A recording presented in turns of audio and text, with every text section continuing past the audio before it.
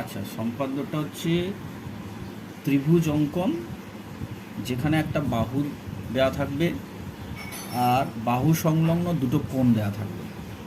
কারণ আমি মনে করলাম বাহুটা দেওয়া আছে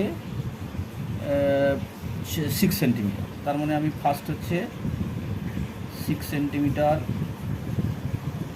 একটা বাহু ড্র করে, একটা লাইন ড্র করে নেব।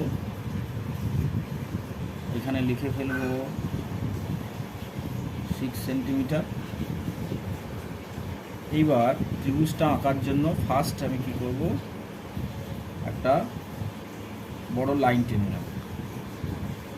এটাকে নাম দেব এ এক্স। এরপর এই লাইনের সমান করে